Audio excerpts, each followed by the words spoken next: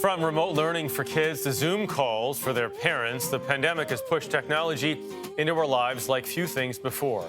That has many yearning for a simpler time. And for some, that means a revival of some old-time office gear. From our CBS affiliate WBZ in Boston, David Wade reports. Cool. At first glance, it is a graveyard of keys and ribbons, space bars and knobs. A mound of machines. Probably 400 or 500. With stories written and forgotten years ago. This is all I need. But Tom Furrier has fought to keep the typewriter alive for decades. At the end of the very first day, this voice in my head said, "This is it." That first day at Cambridge Typewriter was 41 years ago. He's gone from young apprentice to owner as the world went from typewriter to tablet. The business was decimated. Was there a time where you thought the business was just done? I was weeks away from telling my landlord that that's it. I'm cashing out and closing down. But over the past 2 decades, typewriters became vintage. Vintage became cool. And then the pandemic hit. My phone started ringing off the hook. When the lockdown began, Tom decided he was going to start selling his typewriters curbside.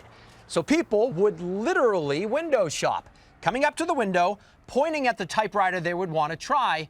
And then Tom says they would come outside to this bench to see if that typewriter was just their type.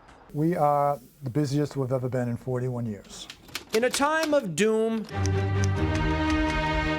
and Zoom, customers tell Tom they want something simple. I'm sick of my laptop. I'm throwing it away. Quick, sell me a typewriter. For real.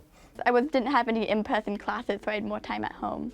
15-year-old Abigail Gefkin is an aspiring writer. She started her own newsletter during the pandemic. Can I try that one? Sure. And she's one of Tom's frequent visitors. I think the really cool thing about the typewriters is you feel kind of connected to the people who've used it in the past. And then, of course, there's the clickety-clack that everybody loves.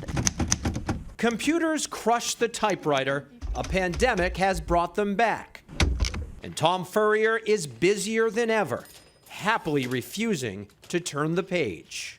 My wife will find me with a spring hook and a screwdriver in my hand, slumped over a typewriter one day, and that'll be it.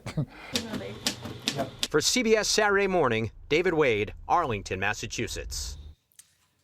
The clickety-clack of a typewriter is the memory of my grandmother, because she would write letters every weekend. It was unbelievable. I'd be waking up to it. I remember using a typewriter and using it, at least, an electric typewriter, but still using a typewriter and that sound. There's a ritual to it. Yeah. It is so endearing. Remember whiteout? Yes. Lots of it. For those of you who don't know, Yeah. you got to go back and you have to, anyway, I aged myself with